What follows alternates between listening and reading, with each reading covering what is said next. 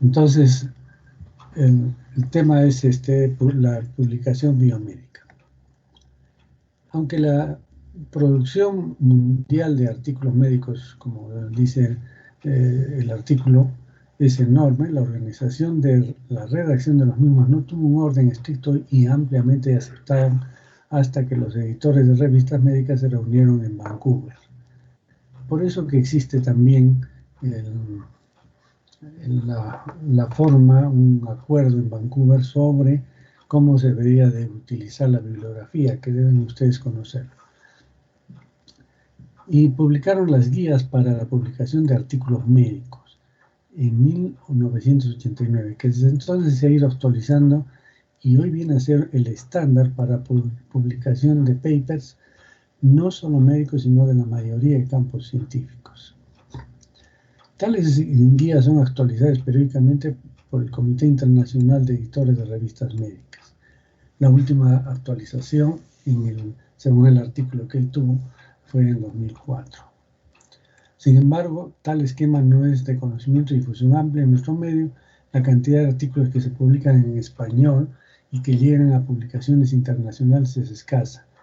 Felizmente que estamos cada vez aumentando esa publicación, ¿no? A nivel de Latinoamérica y también a nivel de Arequipa o del país de Arequipa y particularmente de la Universidad Católica.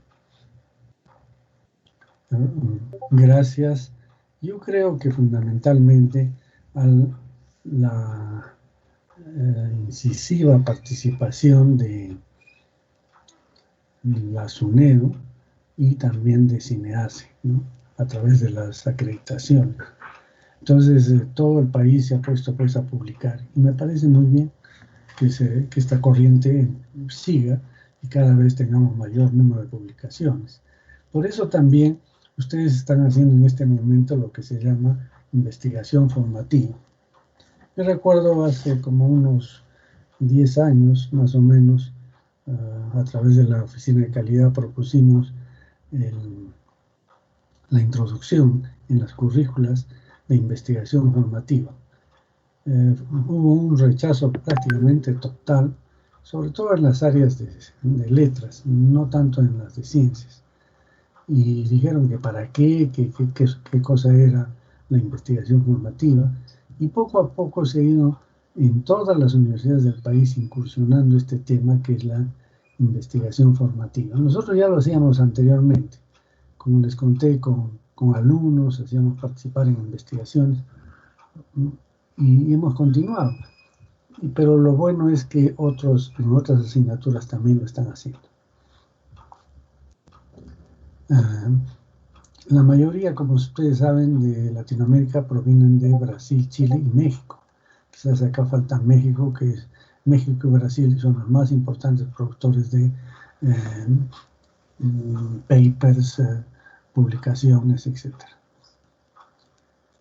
En las universidades se encuentra una variedad de esquemas para publicación de tesis, tanto como como posgrado, que al final vienen a ser reportes de trabajo realizados sobre un tema de interés científico y académico y que, por lo tanto, deberían tener la misma estructura de los papers. Esta es una propuesta que lo conversamos y estábamos muy de acuerdo, porque lo que se exige en las tesis es una tesis de muchísimas páginas con una repetición de cosas y que, por ejemplo, en Cayetano Heredia son más simples y si uno presenta un paper y lo publica ya está su grado aceptado.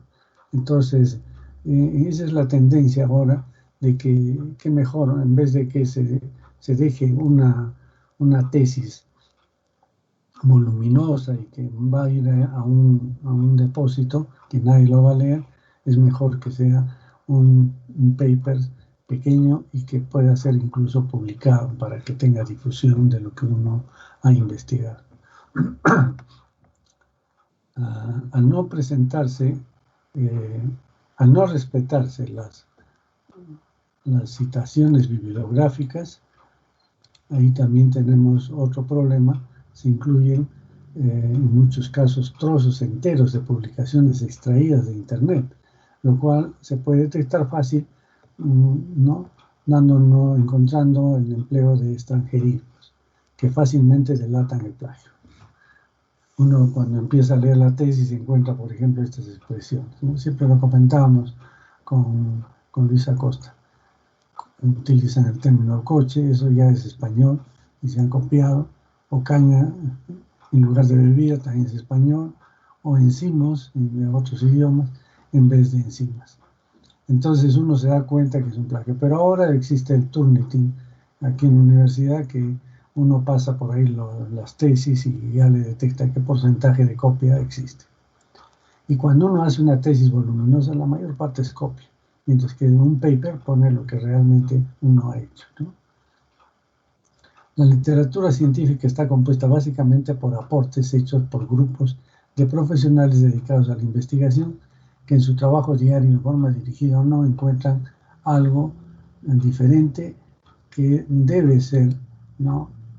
Que debe ser incorporado, ¿no?, al cuerpo del conocimiento formal sobre un tema específico, o sea, a nivel científico. Esta contribución debe ser informada a la comunidad científica académica. De allí se originan los artículos científicos o papers, ya que formalmente muestran por medios estadísticos la validez de los hallazgos y siguen el método científico. Se puede considerar como tesis completas reportadas en forma corta. Esa es la idea. La idea de esto es que con el tiempo las tesis que se hacían antiguamente de 300 páginas se conviertan en un paper de 4 o 5 carillas, o suficiente para informar a la comunidad científica lo más importante del tema. Sin embargo, todavía hay resistencia en algunas universidades. El proceso desde la redacción del original hasta la edición y publicación final es largo, va de 2 a 4 años. Esto es un trabajo científico que puede ser publicado en una revista ingresada. Lo que ustedes están haciendo no es eso.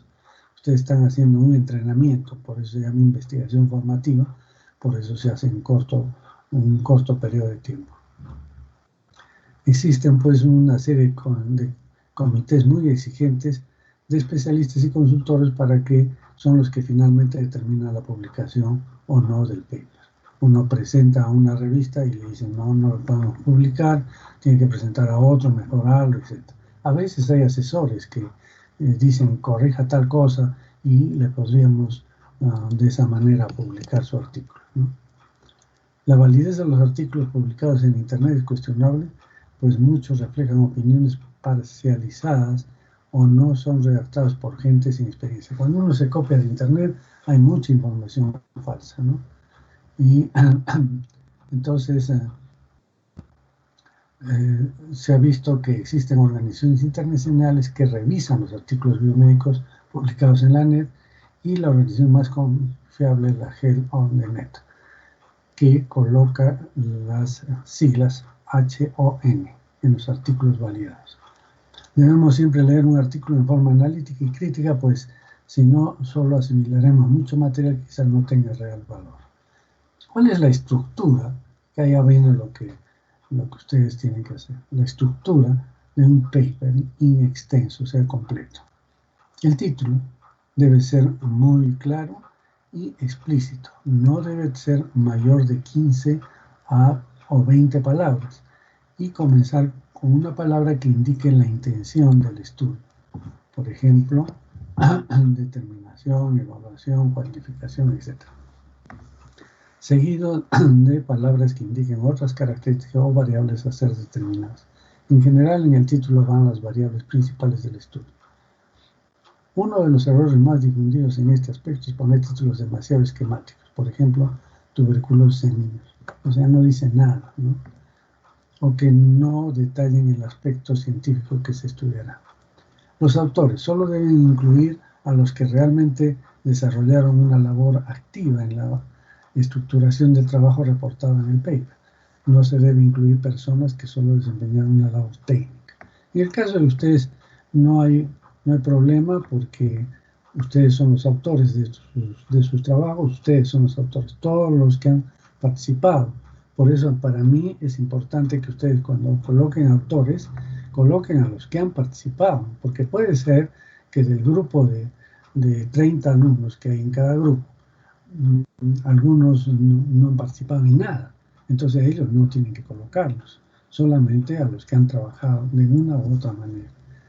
En todo caso, se puede mencionar como un agradecimiento a aquellos que participan tangencialmente. Luego viene, o sea, miren, el título, autores, resumen.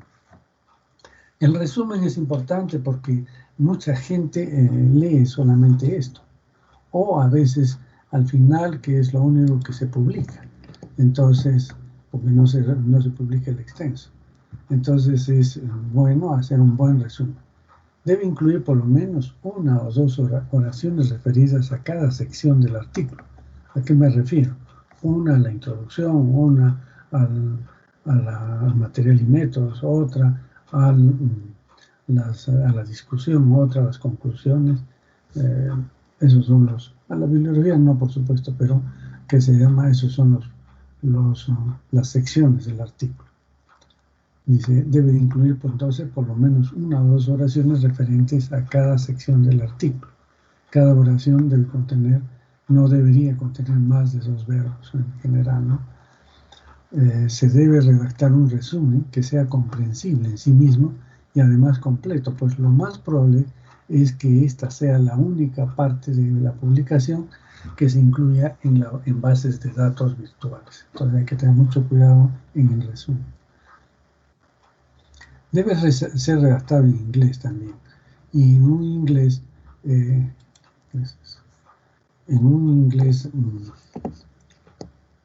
formal o académico, ¿no?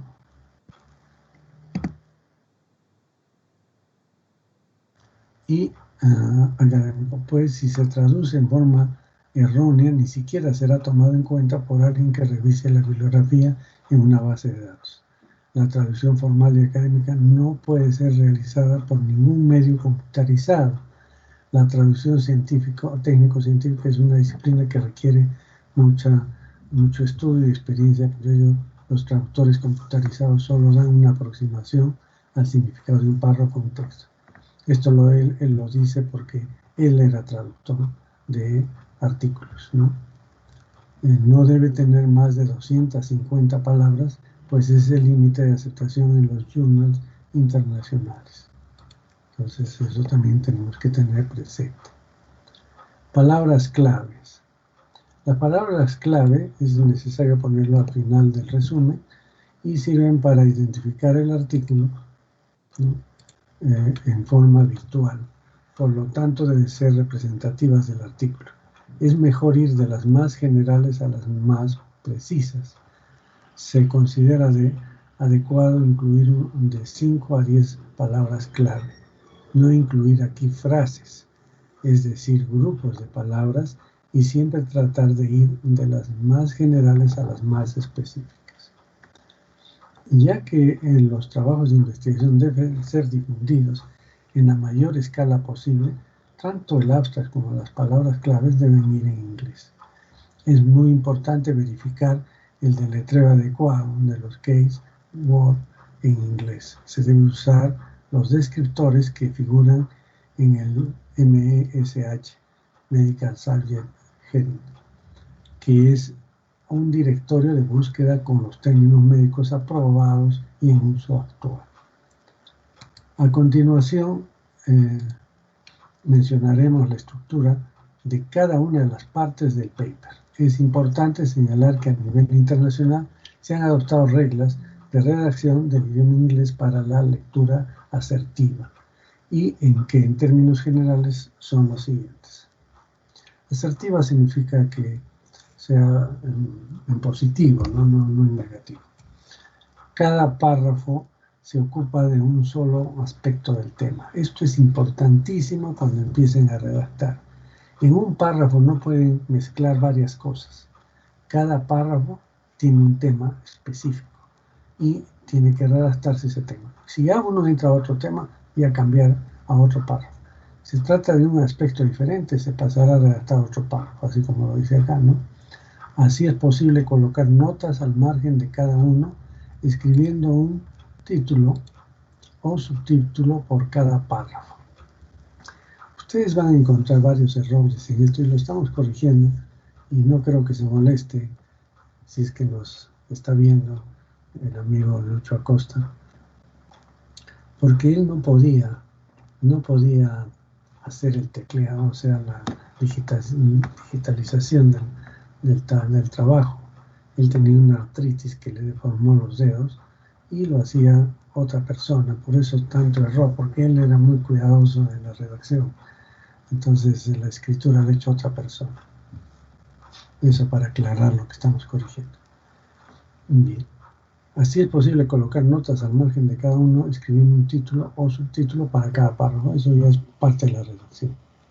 La primera oración de cada párrafo se llama oración tópica y debe referirse al tema de ese párrafo. Así es posible revisar un artículo en pocos minutos con tan solo leer las oraciones tópicas y seleccionar los párrafos que nos interesan. Estas oraciones tópicas en conjunto sirven como una buena base para elaborar el abstract.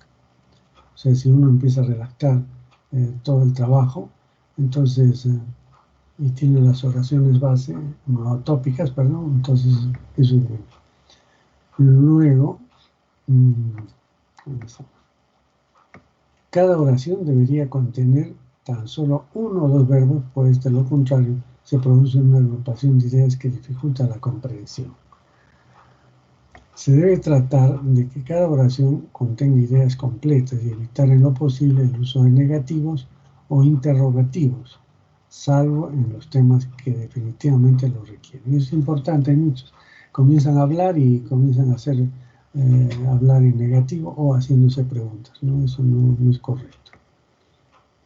Al redactar el paper hay que tener en cuenta que se debe tener las siguientes preguntas. O sea, ¿de qué se trata? ¿Qué se va a investigar? ¿O qué se está tratando de determinar? Es importante hacerse entonces estas preguntas. ¿Cómo? ¿De qué forma se ha realizado una investigación? O sea, la metodología. ¿Cuándo? En el momento o periodo que se realizó el estudio. ¿Dónde? ¿En qué lugar se realizó el estudio? ¿Por qué? Justificación para realizar el estudio. La justificación, que es diferente el para qué. Es que, ¿qué utilidad tendría? ¿Qué utilidad tendrán los aportes obtenidos mediante este estudio? ¿Tendrán solo una importancia teórica? ¿Tendrán una aplicación práctica? ¿Contribuyen al bienestar de la sociedad? Esto es importante. Entonces, el para qué vendría a ser la importancia y el por qué nos da la justificación para hacer el estudio. ¿Por qué hago el estudio? Porque falta algún conocimiento, porque hay una, digamos, discusión en relación a un tema y no se han puesto de acuerdo, etc. Eso es el por qué, o sea, la justificación del estudio. Y el para qué, el producto de esta investigación, de qué manera va a tener utilidad en la vida práctica o en la vida científica. Y cuánto es el aspecto muy importante en los temas muy biomédicos, pues la cuantificación nos aparta de las generalizaciones inadecuadas y hasta peligrosas. Es decir, esto sirve para la extrapolación de los resultados de nosotros que hemos obtenido hacia la ciencia en general. Bien, entonces esto era lo que el estilo de redacción, esto es lo que es importante tener en cuenta, ¿no? Ahora, ¿cuáles son las secciones del paper in extenso? O sea, lo que ustedes van a hacer. El primer tema es la introducción. En esta sección se menciona, en primer lugar, el antecedentes generales del tema, con el objeto de situar al lector en la información básica acerca del tema. Se incluyen aspectos históricos sobre lo que ya se estudió, datos de los autores originales, etc. Usualmente se redacta una oración por cada aspecto. Es esencial incluir las definiciones acerca del tema, que se está tratando, porque yo puedo tener utilizar un tema raro, pero hay que definirlo para que todos entendamos a qué nos estamos refiriendo. Y para ello hay que recurrir a los libros de texto más actualizados. Antecedentes específicos. El primero es el antecedente general del tema, el otro es antecedentes específicos. Se refiere a aspectos del tema se refiere a aspectos del tema específico que se está tratando, ¿no? O sea, ya se entra a lo más detallado. La idea es enfatizar qué aporte nuevo se brindará con este trabajo. Objetivos, luego vienen objetivos. Todo está dentro de introducción, ¿eh? Objetivos. Se redacta en forma continua como oraciones. Se utiliza el infinitivo. Siempre un verbo va con infinitivo, que es diferente del problema de investigación. Esto les he corregido en los trabajos. A veces creen que el problema de investigación es el problema lo redacta en infinitivo, entonces estaría como un objetivo, no como un problema, ¿no? Usualmente solo se menciona 2 o 3 objetivos y son muy específicos. Luego la hipótesis. Igualmente se encuentra inmersa en esta sección y es muy específica. Cuando se usen abreviaturas o acrónimos, se debe aclarar su significado la primera vez que se utiliza. Posteriormente ya no. El uso de acrónimos es ya general y existen más de 25.000 acrónimos médicos. Los más frecuentes son aproximadamente 400. Por ejemplo, electrocardiograma, hemoglobina, etc. Sin embargo, miren, la hipótesis solo es necesaria, es obligatoria presentar cuando se trata de trabajos experimentales. Si es un trabajo descriptivo, mayormente no es una hipótesis, porque uno trataría de adivinar cuál va a ser el resultado. Pero cuando se hace un estudio experimental, sí tiene que ponerse la hipótesis, porque yo estoy haciendo tal experimento y espero encontrar tal cosa. Y si no se encuentra, pues la hipótesis falla, pero de eso no significa que no se publique el artículo. Por eso la hipótesis es fundamental en un estudio experimental. Bien, luego, bien, entonces el primer punto es introducción. Antecedentes en general, específicos, objetivos y la hipótesis, ¿no? No estamos haciendo un proyecto, esto ya es para redactar. Porque en el proyecto se puede poner la operacionalización de variables y otras cosas más. Esto ya es lo que van a redactar. El punto 2 es materiales y métodos, ¿no? Algunos ponen material y métodos, ¿sí? Puede ser también, pues si no, materiales y métodos. Este es el título más usual para esta redacción. En ella se mencionan los materiales usados para realizar el estudio, se los describe con toda precisión para asegurar la reproducibilidad del estudio. Los métodos e instrumentos usados se describen igualmente con el mayor detalle posible. ¿Cuál es el objeto de colocar en un paper, en un trabajo, en una tesis, en materiales y métodos? Es simplemente para dar garantía del trabajo hacia el exterior. ¿Qué quiere decir esto? Que si yo hago un trabajo y demuestro tal cosa, eso alguien que lea dice, yo no le creo, a ver, voy a hacer lo que está diciendo. Y poder reproducir mi investigación con los datos que yo le doy. Y debo obtener los resultados que yo he encontrado. Si no es así, entonces ese trabajo puede ser criticado a nivel internacional. Pero si de repente está bien hecho, pero no se ha escrito adecuadamente el material, esta sección de materiales y métodos, y entonces la persona o el científico que va a reproducir el trabajo y no le sale, va a pensar que nosotros somos unos farsantes. Y no es así, sino que simplemente no se detalló adecuadamente en qué materiales se han utilizado y qué métodos se realizaron, ¿no? Entonces, eso es importante tener en cuenta.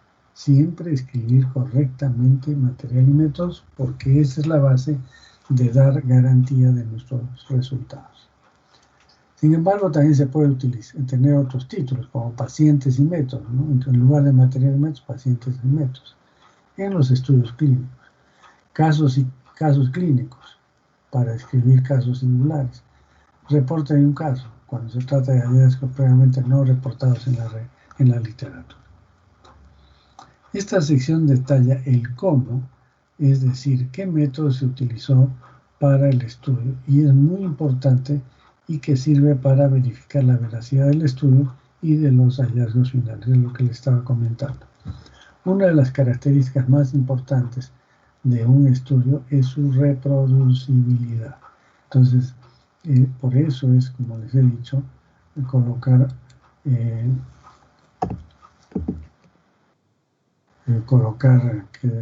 estos detalles de la metodología sobre todo, pero también los materiales, porque si a veces es como una receta de cocina, si uno le agrega una harina de mala calidad, le va a salir otra cosa, ¿no? Se dan cuenta. Entonces, incluso se debe poner qué reactivos con el código del laboratorio que los produjo, etc. Estamos hablando en forma general para los trabajos. Entiendan ustedes que están haciendo ustedes solamente un estudio de investigación formativa que es documental. No están trabajando con materiales, nada, debido a la pandemia, pero eso no significa que no tengan que conocer cómo se redacta un paper cuando se utilizan materiales en forma presencial. Bien. Entonces, dice, los reportes sobre terapéutica se reproducen cada vez que se aplica el tratamiento escrito originalmente en una publicación científica a cada paciente. Aquí se describe entonces, en lo que es material y métodos, se va a describir diseño del estudio. El diseño del estudio es una parte del estudio que comprende varias cosas, por ejemplo, el tipo de hipótesis, el tipo de estudio, el manejo de las variables, etc. Eso es, entonces, el diseño del estudio es una cosa general. Y el tipo de estudio ya es parte de este diseño, ¿no? Cuando ya se empieza a detallar, se pone el tipo de estudio. ¿Qué tipos de estudios hay? Hay tipos de estudios, por ejemplo, transversales, primero, descriptivos y analíticos, o pueden ser observacionales o experimentales. Eso lo vamos a hacer el próximo año con detalle para que puedan ustedes tener más claro esto. Pero a eso se refiere, ¿no? Estudios de casos y controles, estudios de cohortes, estudios descriptivos, analíticos, etc. A veces se mezclan, ¿no? Puede ser un estudio, digamos, analítico, y también puede ser un estudio de cohortes, por ejemplo, ¿no? O sea, puede tener dos nombres. Bien. Y estamos entonces acá, tipo de estudio. Entonces ya se coloca qué tipo de estudio así. ¿Cómo se ha seleccionado la muestra? Esto es importantísimo, ¿no? La muestra de cómo se han colectado los datos, que si se ha hecho un muestreo, si no es un muestreo, simplemente ha sido una selección aleatoria, digamos, sin un método aleatorio, o sea, por conveniencia, nada más se ha seleccionado una muestra. Es importante en este capítulo. Características de los individuos muestrales. Por ejemplo, si yo voy a estudiar el efecto del tratamiento, a ver, vamos a una cosa muy real, muy actual. Por ejemplo, si se quiere utilizar una vacuna para el COVID, ¿no? Y entonces el estudio experimental no contempló la parte de los individuos por ejemplo, menores de 15 años. Entonces, esos resultados no pueden aplicarse a menores de 15 años, ¿no? Es lo que ha pasado en, me parece, en la Argentina. Compraron la vacuna rusa y había problemas para aplicar a algunas personas porque ese grupo de personas no había sido incluido en los estudios de prueba de esta vacuna. Entonces siempre es necesario colocar las características de los individuos que se va a trabajar. Los criterios de inclusión y exclusión es importantísimo, ¿no es cierto? Tengo que saber por qué es incluido y quiénes son los que están incluidos y quiénes son los que son excluidos. En este tema es importante, eso ya lo mencionamos al inicio del trabajo, un criterio de inclusión. Por ejemplo, yo digo, el criterio de inclusión es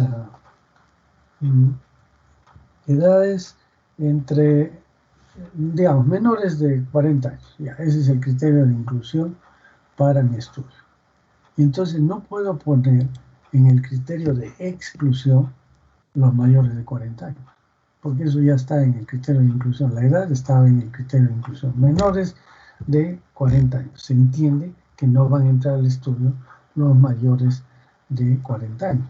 Entonces, no puedo poner como criterio de exclusión mayores, sino puedo colocar de estos que ya incluí, o sea, en menores de 40 años, puedo poner criterio de exclusión aquellos que tengan alguna particularidad, por ejemplo, que no acepten entrar al estudio o que tengan alguna morbilidad ya establecida, pero de los que ya seleccioné con el criterio de inclusión.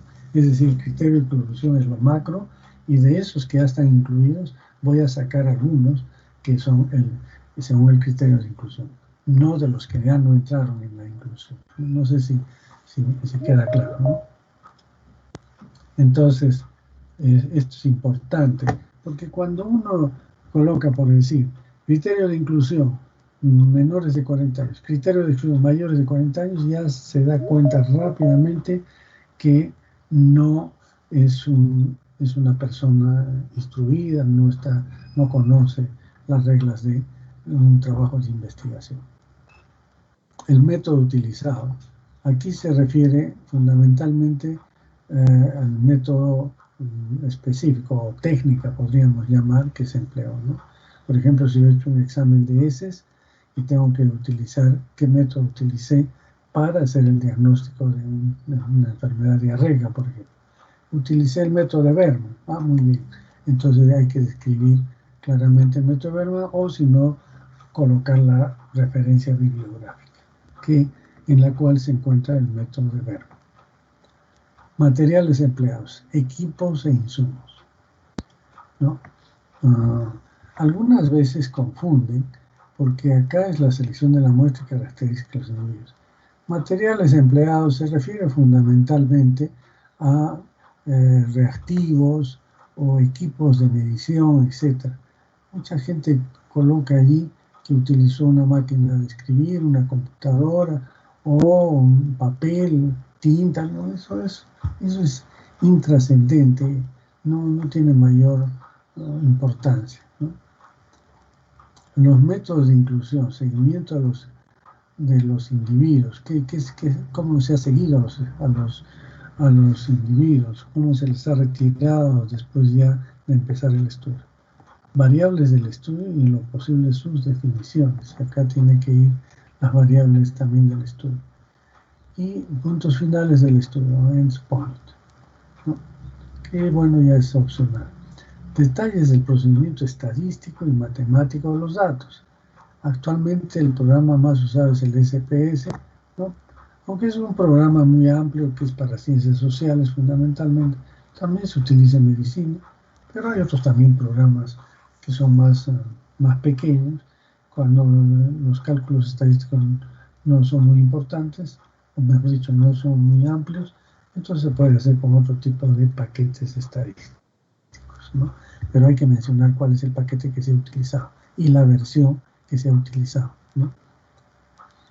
Bueno, el SPS en cuestión de segundos obtener cantidad de tablas con valores, diferentes valores. Esto nos permite dar valores como mediana, moda, desviación, estándar, varianza, etc., ¿no? Eso ya lo vamos a ver también el próximo año.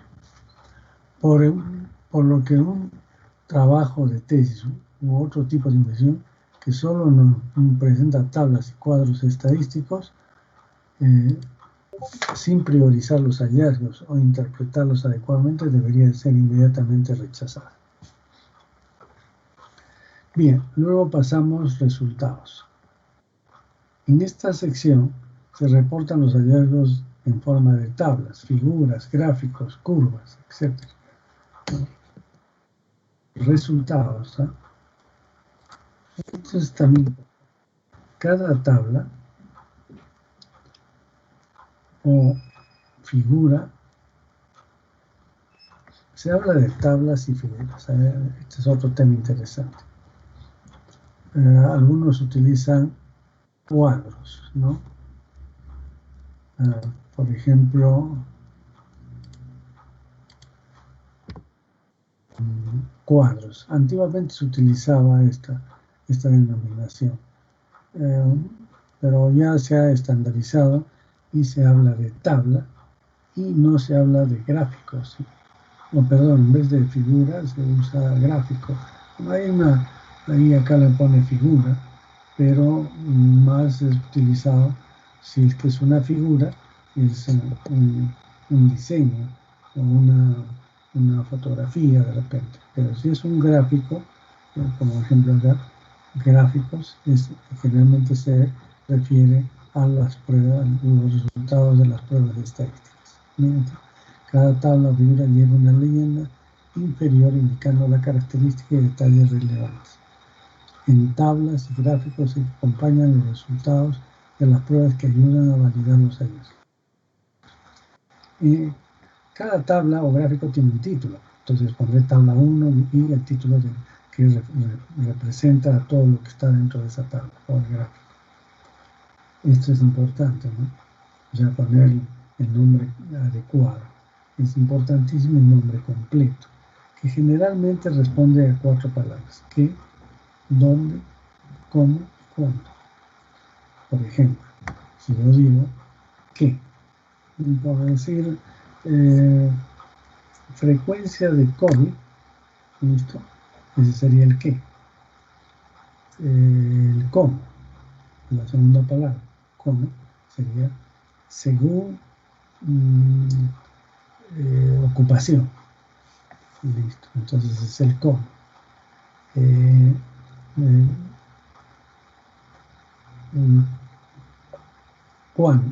¿Dónde? Arequipa, ¿cuándo? 2019. Entonces así se pone la tabla, ¿no? Para que uno pueda leer adecuadamente y entender los resultados. Pero repito entonces, como les dije, ¿qué? Frecuencia de COVID, ¿cómo? Según ocupación, ¿dónde? Arequipa, y ¿cuándo? 2019.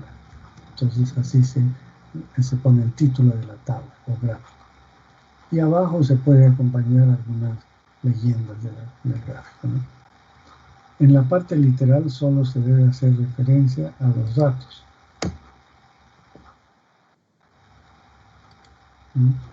Referencia a los datos y no hacer comentarios. Esto es importante. Si se debe detallar las pruebas estadísticas y su interpretación en relación, si se debe detallar las pruebas estadísticas y su interpretación a los hallazgos, en relación a los hallazgos.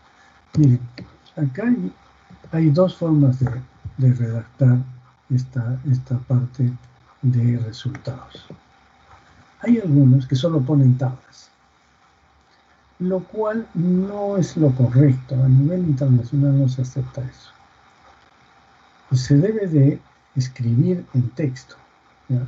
Uno empieza a escribir en texto, ¿no? Se encontró tal cosa, pam, pam, pam, y listo. Cuando ya no se pueda, o sea que ahí los datos que voy a referirlos son muy complicados para expresarlos en forma de texto, entonces digo ver tabla tal. Y entonces ahí sí viene una tabla que resume toda la información que quería escribir. Entonces, repito, uno empieza a redactar los resultados en texto. Fueron tales cosas, se encontró tal, y cuando ya no se puede redactar en texto, o es más evidente, se ve mejor, o se expresa mejor en una tabla, se dice ver tabla tal y se agrega la tabla o el gráfico.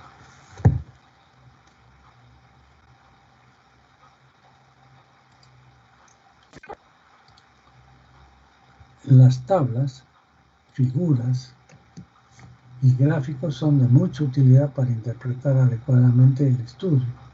De hecho, es mejor irlas estudiando a medida que se va leyendo el texto y no dejarlas aparte. Entonces las tablas, figuras y gráficos son de mayor utilidad para interpretar adecuadamente el texto.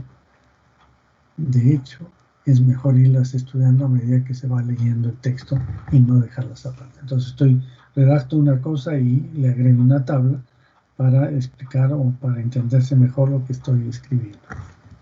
Esa es la idea. Entonces, resultados, hay que presentar los resultados en texto, agregar las tablas, figuras o gráficos de acuerdo a la necesidad de una redacción más o de una explicación más clara. Luego viene la discusión. Entonces, miren, vamos a ver, tenemos el primer punto era el título, que ya se habló arriba.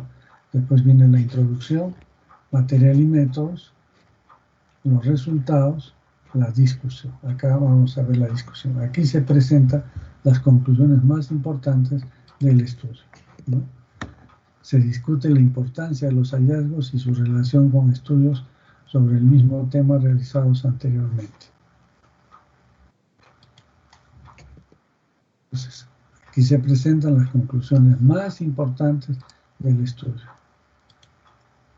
Se discute la importancia de los hallazgos y su relación con estudios sobre el mismo tema realizados anteriormente. Bien. Entonces, en la discusión uno muestra lo más importante del estudio, pero además tiene que establecer una comparación con otros estudios sobre el mismo tema. Fulanito encontró tal cosa y nosotros encontramos tal otra. Y explicar esto, ¿no?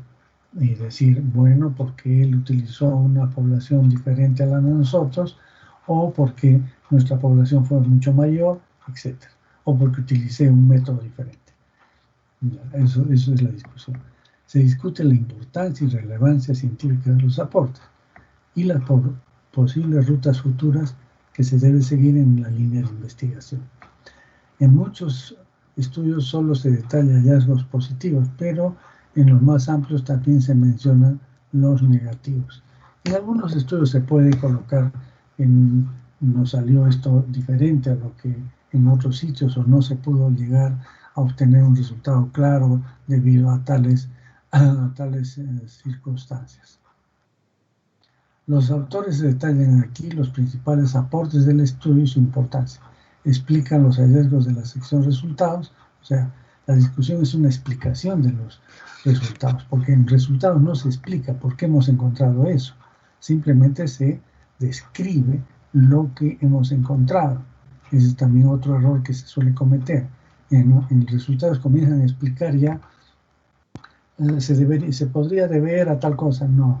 Eso va a la discusión. En la discusión se analizan los resultados para ver si están relacionados con la conclusión y los objetivos, o sea, si fue cierto lo que planteamos en la hipótesis o si se cumplió los objetivos.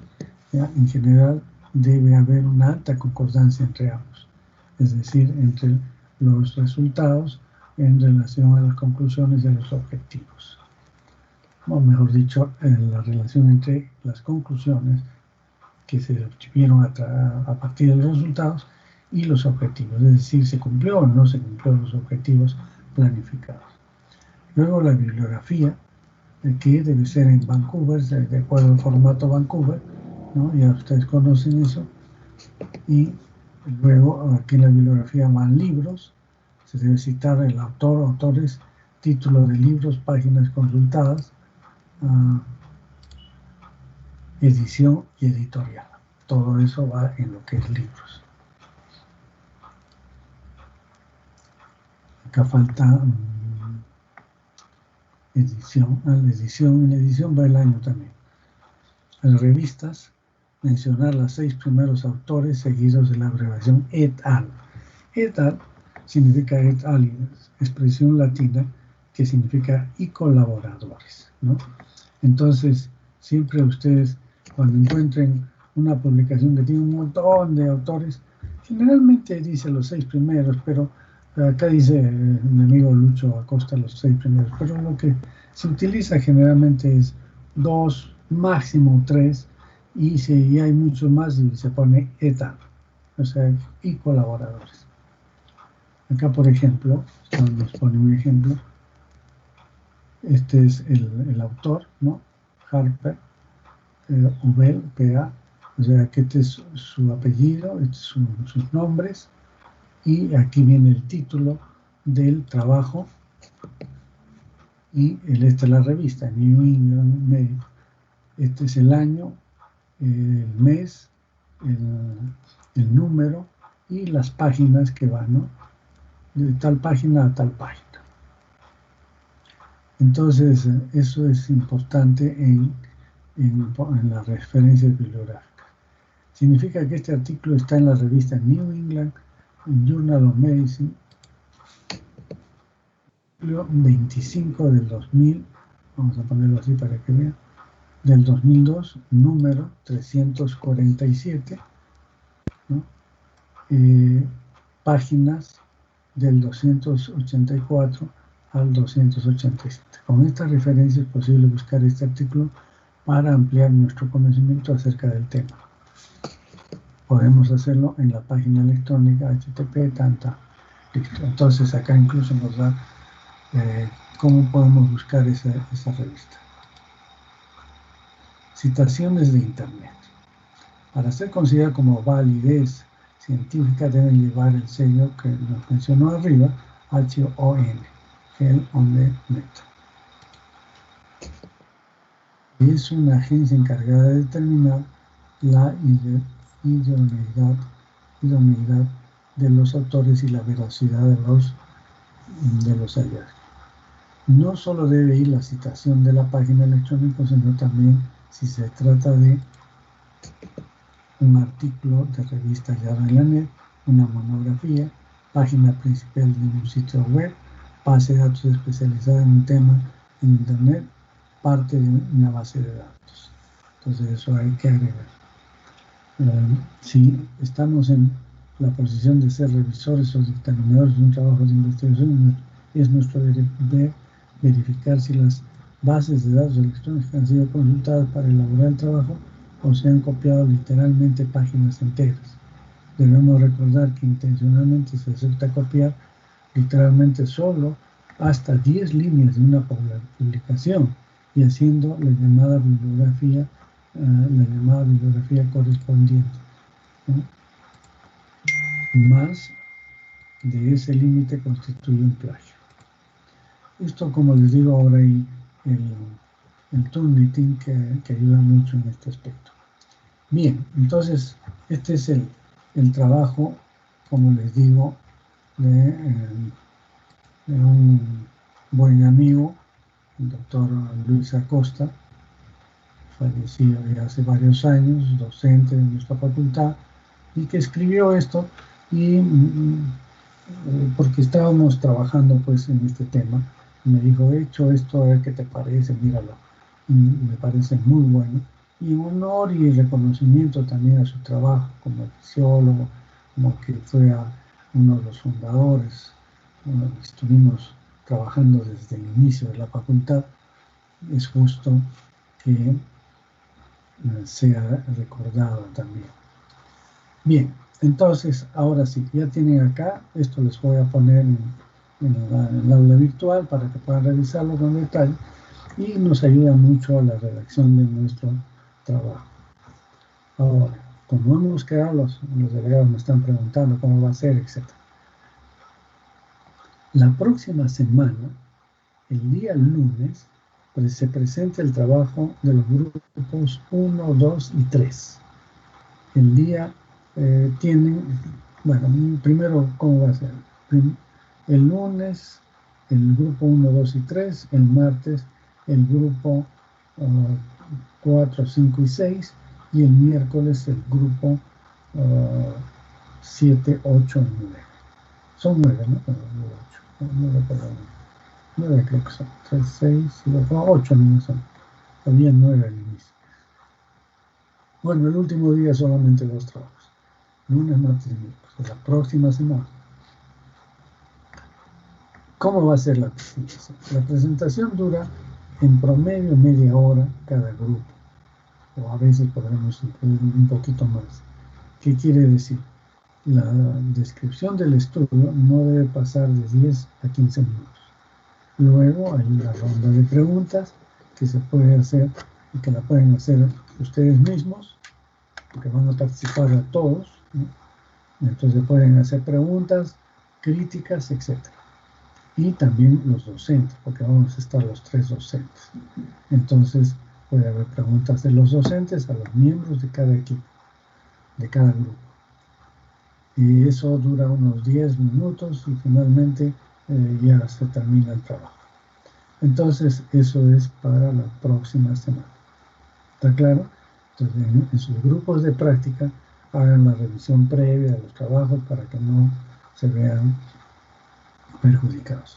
Entonces, la próxima semana solamente se hace la práctica en la tarde con un tema que es aranguismo, que es una cosa muy sencilla, pero fundamentalmente para concluir el aspecto de la práctica. Y las exposiciones en las pañales. ¿Está claro? ¿Alguna pregunta en relación a este tema?